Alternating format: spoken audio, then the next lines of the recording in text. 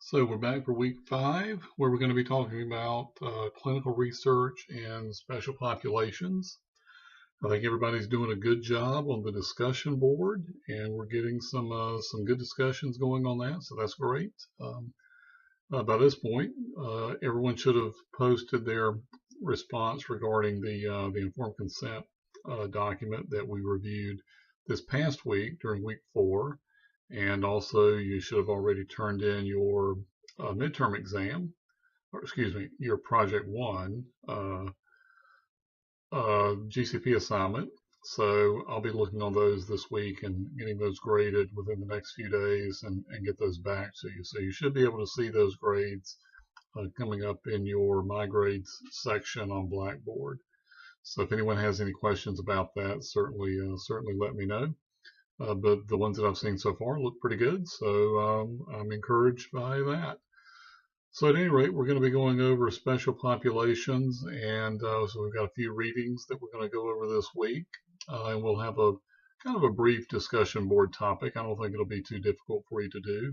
And then we do have our midterm exam coming up this week, so you'll have your choice of a couple of questions to go over, kind of some short answer essay type questions. It'll kind of gauge how well you picked up on things so far. So I don't think anybody will have any difficulty on that. So our learning objectives for this week are going to be to define special populations in clinical research.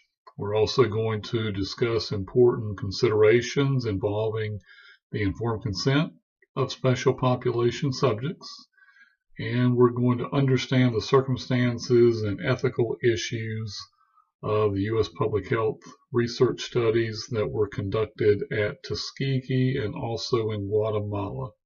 You'll probably remember the Tuskegee study from our week 1 readings. We'll be discussing a very egregious study that occurred back in the 1940s involving subjects in Guatemala that I think you'll find very interesting.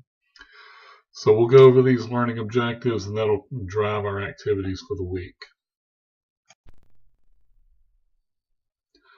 So what are examples of special populations? They're going to be people with cognitive impairments, with certain disabilities, certain mentally ill patients. They're also going to be children, minors under the age of 18.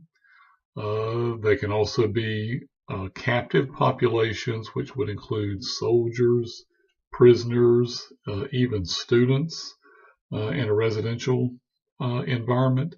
All of these are examples of special populations. You can also include certain subjects that may be infirmed in certain group homes. Those people would also be examples of vulnerable populations.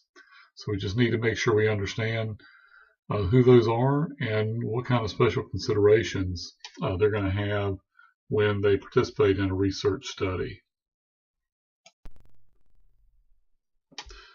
So we have several readings for this week that I think you're going to get a lot out of. We're going to be talking about research involving people with mental disorders and some of the issues that are associated with that.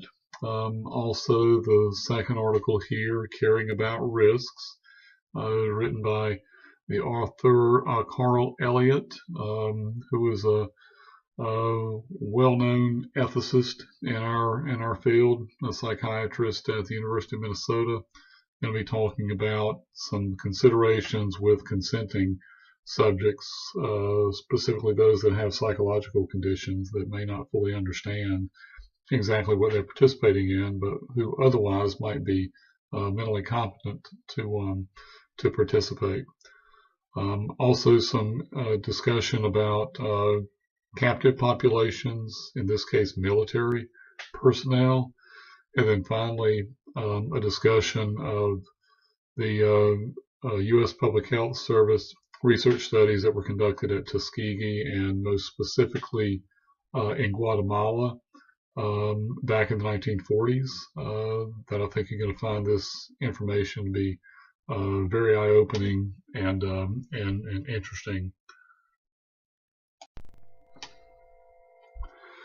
So we'll have a discussion board item. So once you complete the readings and spend some time on that, you'll respond to a discussion board question. And that question is going to be, if you were working on a clinical trial involving potentially vulnerable subjects, what would you be most concerned about and why? So I'd like for you to kind of draw from some of the learning that you've gotten this week from the readings and be able to respond to that. Please go ahead and see if you can get your posting up there no later than Thursday. That'll give us a chance to take a look at those and respond back and forth and get some dialogue going.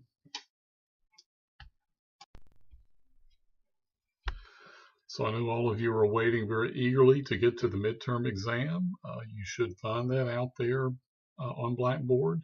It'll be in the weekly assignments section, so you should be able to find that folder and then just kind of read through what the exam goes over. Go ahead and formulate your questions and then go ahead and submit them with the link that's in that folder page.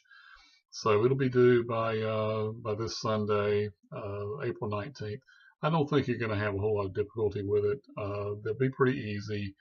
So, but if you do have questions, let me know. But otherwise, I'll look for those and I'll get those graded as quickly as I can to get them turned around.